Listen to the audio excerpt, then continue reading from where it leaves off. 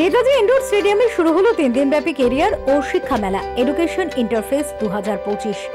Career planner edu ফেয়ারের উদ্যোগে আয়োজিত এই মেলার উদ্বোধন করলেন রাজ্যের পুর ও নগরোন্নয়ন মন্ত্রী তথা কলকাতার মেয়র ফিরহাদ হাকিম, সংসদীয় ও কৃষি বিষয়ক মন্ত্রী শোভনদেব চট্টোপাধ্যায়, ক্রীড়া ও যুব কল্যাণ, বিদ্যুৎ এবং আবাসন দপ্তরের মন্ত্রী অরূপ বিশ্বাস। উপস্থিত ছিলেন বিশিষ্ট শিক্ষাবিদ ও বিভিন্ন শিল্পক্ষেত্রের প্রতিনিধিরা। শনিবার থেকে 19 মে রোজ সকাল 11টা থেকে সন্ধ্যা 7টা পর্যন্ত সর্বসাধারণের জন্য বিনামূল্যে এই মেলাটি খোলা থাকবে। শিক্ষার্থী, অভিভাবক ও শিক্ষাক্ষেত্রের পেশাজীবীদের জন্য এটি সর্বশ্রেষ্ঠ প্ল্যাটফর্ম, যেখানে একাধিক শিক্ষাক্ষেত্র ও পেশাভিত্তিক কোর্স সম্পর্কে বিস্তারিত আলোচনা এবং পরামর্শ প্রদান করা হচ্ছে। এবারে 2 দশকের সংস্করণে দেশের 150টিরও বেশি স্বনামধন্য বিশ্ববিদ্যালয় ও শিক্ষা প্রতিষ্ঠান অংশগ্রহণ করেছে, যারা engineering, medical, data science, hospitality, স্থাপত্য, ডিজাইন, পলিটেকনিক, গণমাধ্যম, ফার্মাসিউটিক্যাল সায়েন্স, নার্সিং, পশু চিকিৎসা বিজ্ঞান এবং আইটিআই সহ নানা বিষয়ে তথ্য দিচ্ছে। দশম ও দ্বাদশ শ্রেণীর শিক্ষার্থী, স্নাতক ও পেশাগত স্তরের ছাত্রছাত্রীরা সরাসরি কলেজ প্রতিনিধিদের সঙ্গে সরাসরি আলোচনা করছেন।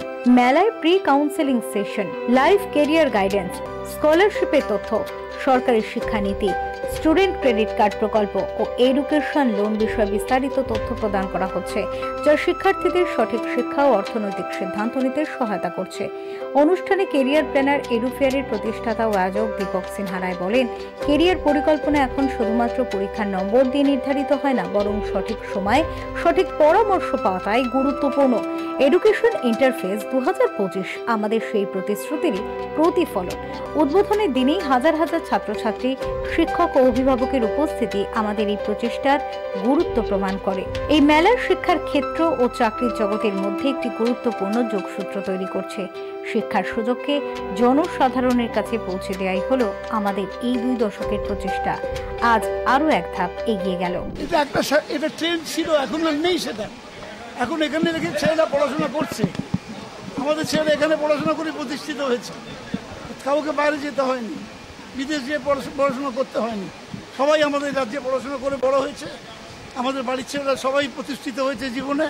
আমি বলছি যে সেই সুযোগটা ছিল না আমাদের রাজ্যে। মমতা বন্দ্যোপাধ্যায় মুখ্যমন্ত্রী হওয়ার পর তিনি সেই জায়গাগুলো তৈরি করে দিয়েছেন। এই যে প্রাইভেট ইউনিভার্সিটিগুলো এসছে, ডিসিপ্লিন নিয়ে পড়াচ্ছে, কত ধরনের কোর্স পড়ানো হচ্ছে আজকে, এগুলো ছিল না। আমাদের সময় ছিল না, তার পরবর্তীকালে দেখেছি ছিল না। এখন সেই সুযোগটা আছে। যারা যারা নতুন নতুন ইউনিভার্সিটি করেছেন, প্রাইভেট ইউনিভার্সিটি করেছেন, তারা অনেকগুলো ডিসিপ্লিন পড়াচ্ছেন। এখন আর বাইরে যাবার প্রয়োজন হয় না। এখন আমাদের সারা ভারতবর্ষে হয়ে গেছে লুক বেঙ্গল। ওখানে আস্তে আস্তে পেশাদারি হতে হতে খরচাটা এত বেড়ে গেছে যে সাধারণ মানুষরা গিয়ে আর ওখানে ছেলেপিলেকে পড়াতে পারছে না। কিন্তু আমি ধন্যবাদ জানাই আমাদের মুখ্যমন্ত্রী মমতা বন্দ্যোপাধ্যায়কে, যে এখানে অ্যাম্পল অফ ফ্যাসিলিটিস, এতগুলো ইউনিভার্সিটিকে রেকগনিশন দেওয়া, এতগুলো নতুন নতুন কলেজ স্কোপ করা, তাতে ছেলেপিলে, আমাদের যারা ছেলেপুলে আছে, যারা আমাদের আজকের প্রজন্ম, তাদের এডুকেশনে আমাদের এখানেই যথেষ্ট এবং প্রচুর স্কোপ হয়ে গেছে।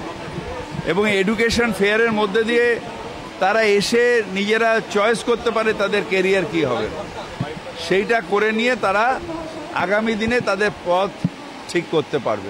মানে এত ডিফারেন্ট প্রফেশনাল কোর্স বিভিন্ন প্রাইভেট ইউনিভার্সিটি তারা শুরু করছে, ন্যাশনাল পলিসি এবং স্টেট পলিসি মিলিয়ে।